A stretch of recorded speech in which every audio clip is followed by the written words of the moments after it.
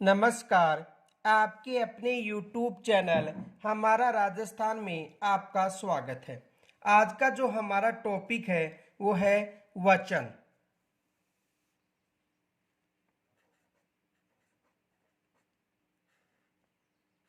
वचन आज का जो हमारा टॉपिक है वो है वचन। देखो, वचन किसे कहते हैं? यानी वह जिसके द्वारा किसी विकारी शब्द की संख्या का बोध होता है उसे वचन कहते हैं। जिसके द्वारा किसी विकारी शब्द की संख्या का बोध होता है उसे वचन कहते हैं। जिसके द्वारा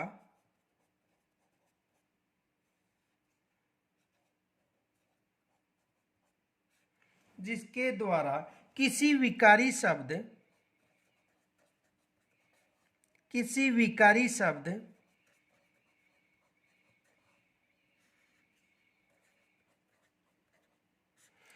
विकारी शब्द का मतलब संज्ञा, सर्वनाम और विशेषण जो विकारी शब्द होते हैं।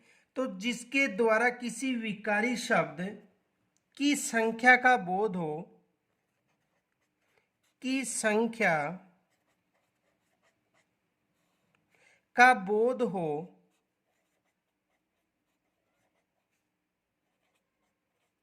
किसी संख्या का बोध हो उसे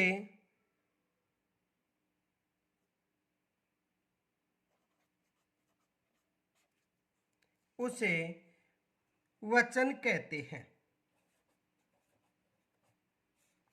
उसे वचन कहते हैं। जिसके द्वारा किसी विकारी शब्द की संख्या का बोध होता है उसे वचन कहते हैं। व्याकरण में वचन का अर्थ संख्या से लिया जाता है, यह विशेष याद रखना।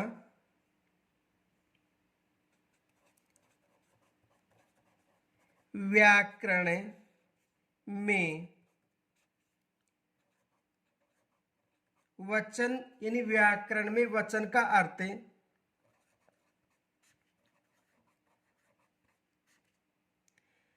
संख्या से लिया जाता है। संख्या से लिया जाता है।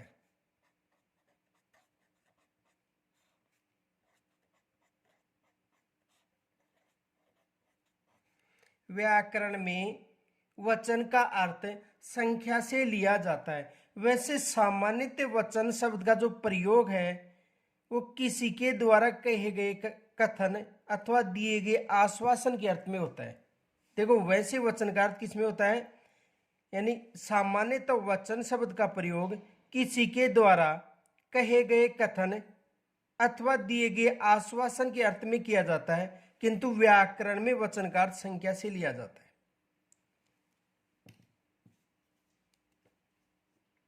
वचन दो प्रकार के होते हैं।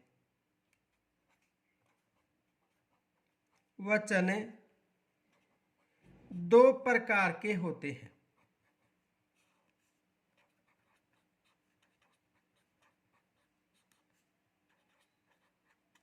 वचन कितने प्रकार के होते हैं?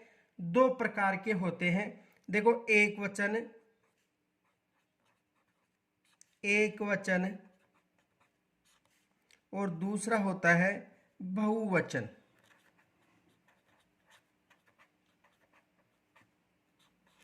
एक वचन व बहुवचन। तो वचन कितने प्रकार के होते हैं? दो प्रकार के होते हैं, एक वचन व बहुवचन। यहां पर भी साधारण प्रश्न पूछा जा सकता है, वचन कितने प्रकार के होते हैं, एग्जाम में आ सकता है। तो वचन कितने प्रकार के होते हैं? दो प्रकार के होते हैं, एक वचन या बहुवचन। एग्जाम में यहां से प्रश्न बन सकता है। देखो, वचन कितने प्रकार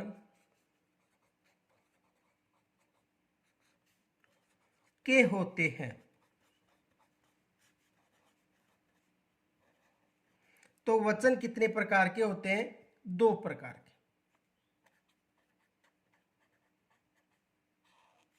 साधारण प्रश्न पूछा जा सकता है। अब देखो, एक वचन किसे कहते हैं और बहुवचन किसे कहते हैं? एक वचन देखो एक वचन किसे कहा जाता है? विकारी पद में जिसके रूप में एक संख्या का बोध हो। विकारी पद के जिस रूप में किसी एक संख्या का बोध होता है उसे एक वचन कहते हैं। तो विकारी पद के जिस रूप में विकारी पद के जिस रूप में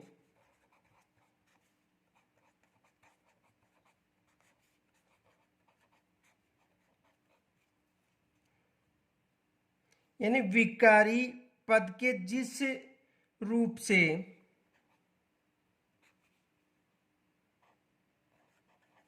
किसी एक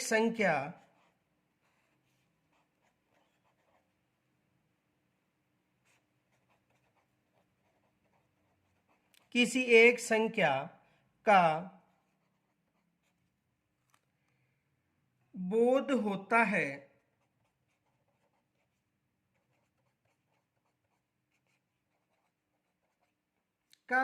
होता है उसे वचन कहते हैं। उसे एक वचन यानी विकारी पद के जिस रूप से किसी एक संख्या का बोध होता है उसे एक वचन कहते हैं। उसे एक वचन कहते हैं। जैसे विकारी शब्द, देखो विकारी शब्द किसे कहते हैं? संज्ञा सर्वनाम विशेषण, ये विकारी शब्द है, विशेष याद रखना। संज्ञा सर्वनाम विशेषण विकारी है। पीछे बताया था विकारी और अविकारी शब्द, जिसका उल्लेख हमने कर भी लिया है। तो एक वचन किसे कहा जाता है? यानी विकारी पद के जिस रूप में किसी एक संख्या का बोध होता है उसे एक वचन कहा जाता है। जैसे देखो उदाहरण देखो, जैसे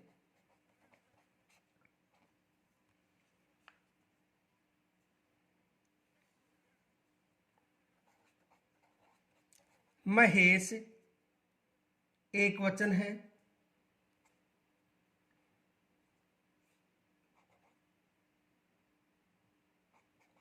तारा एक वचन है,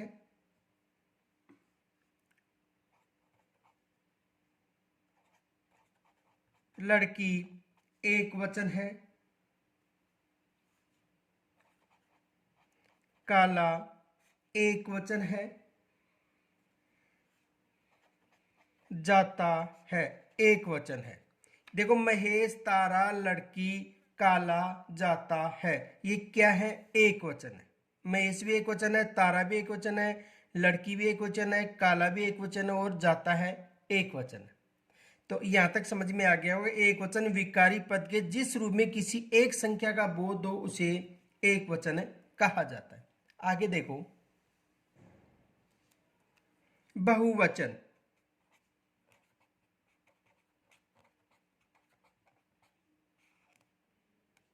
देखो विकारी पद के जिस रूप में किसी की एक से अधिक संख्या का बोध हो उसे बहुवचन कहा जाता है। विकारी पद के जिस रूप से विकारी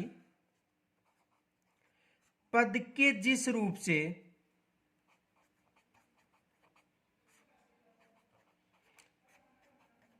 यानी विकारी पद के जिस रूप से किसी एक से अधिक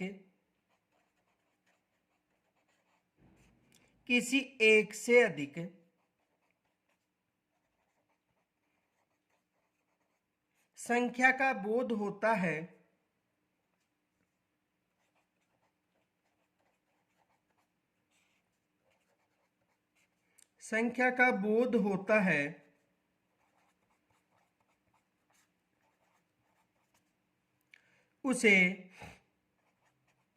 उसे बहुवचन कहा जाता है।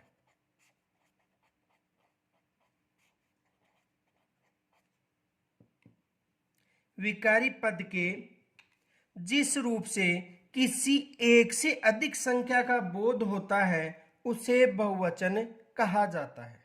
जैसे देखो, जैसे लड़के,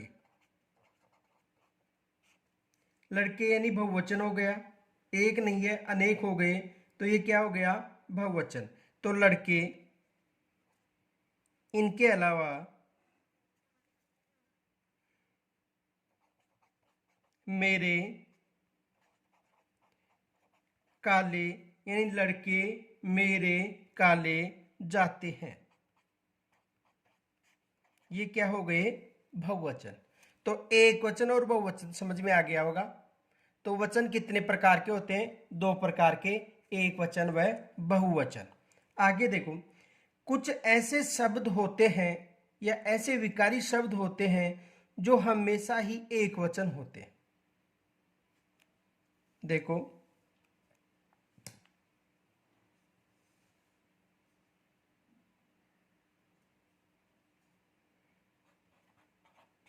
नोट,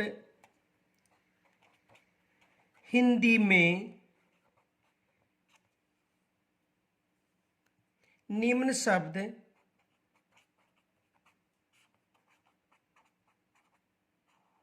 हिंदी में निम्न शब्द सदैव एक वचन में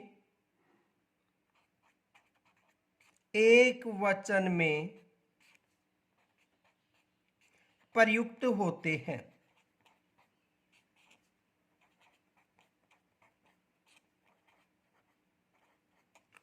हिंदी में निम्न जो शब्द हैं, हिंदी में जो निम्न शब्द हैं वो सदैव एक वचन में प्रयुक्त होते हैं। कुछ शब्द हैं, देखो कौन कौन से हैं।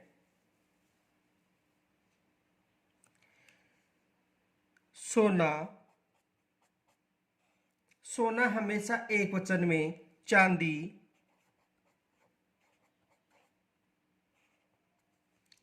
लोहा, स्टील, देखो सोना भी एक वचन में प्रयुक्त होता है, चांदी भी, लोहा, स्टील। पानी, पानी भी हमेशा एक वचन में प्रयुक्त होता है। दूध, दूध भी एक वचन में ही प्रयुक्त होता है। जनता, ये विशेष याद रखना, यहां से एग्जाम में प्रश्न आ सकता है, जनता। और जनता हमेशा एक वचन में प्रयुक्त होती है, विशेष याद रखना, यहां से एग्जाम में प्रश्न बन सकता है, जनता। तो जनता एक वचन में प्रयोग होगा। आग, आग भी हमेशा एक वचन में। आकाश,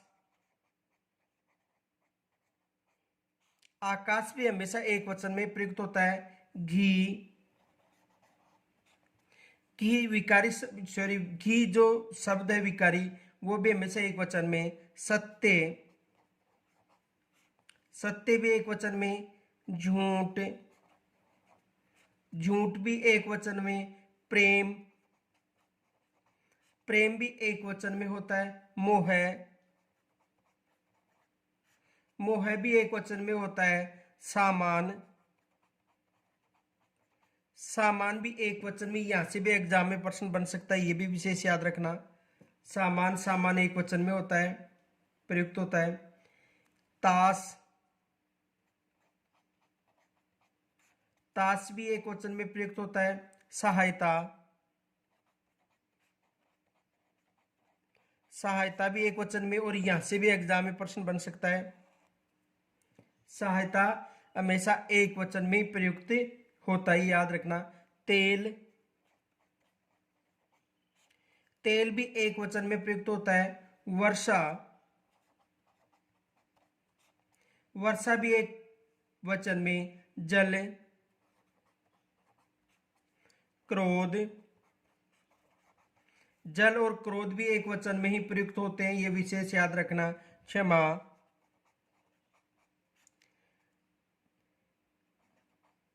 देखो क्षमा भी एक वचन में होती है। और मिठास इत्यादि किसमें प्रयुक्त होते हैं, एक वचन में।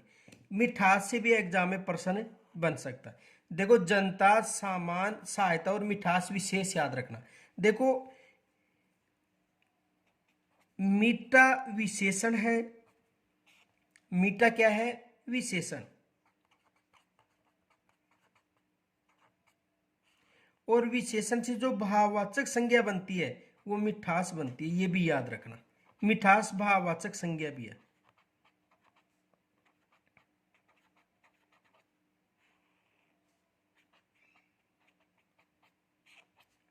यानी मीठा विशेषण है और मीठा से मिठास भाववाचक संज्ञा भी बनती है।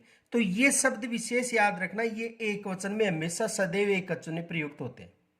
ये जो शब्द हैं सदैव एक वचन में प्रयुक्त होते हैं। और मीठा विशेषण है और मिठास भाववाचक संज्ञा है। आगे देखो,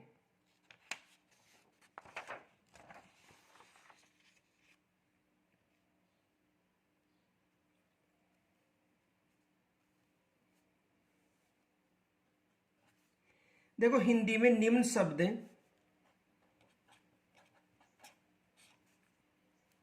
हिंदी में निम्न शब्द, निम्न शब्द सदैव बहुवचन में, सदैव बहुवचन में प्रयुक्त होते हैं।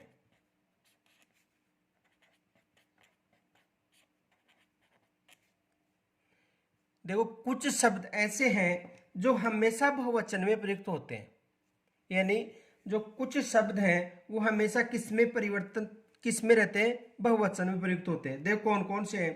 एक तो आंसू,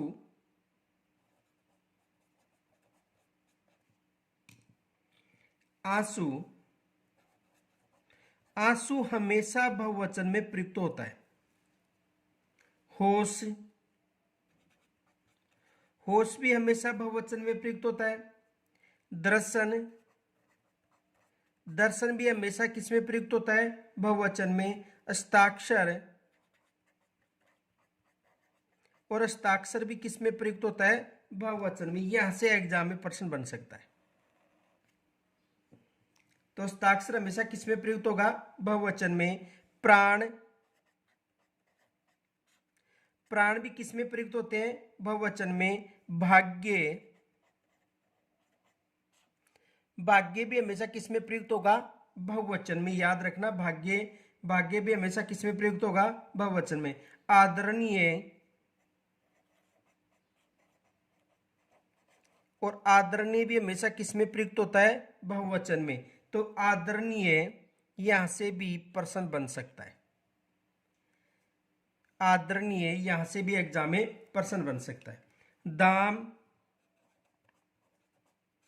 यह भी बहुवचन में प्रयुक्त होता है।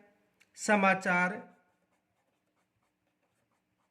ये भी बहुवचन में, और इस समाचार से भी एग्जाम में प्रश्न बन सकता है।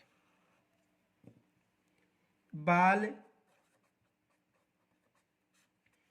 लोग, देखो ये याद रखना, वहां पर ये तो क्या है, लोग, और वहां पर क्या आया था, जनता। लोग बहुवचन में होगा, जनता एक वचन में होगी। होश, हाल चाल,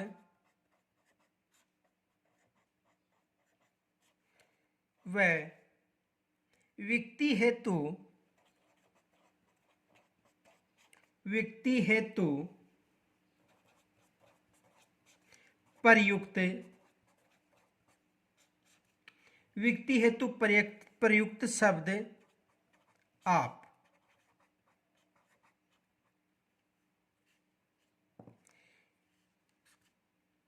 इत्यादि बहुवचन शब्द होंगे।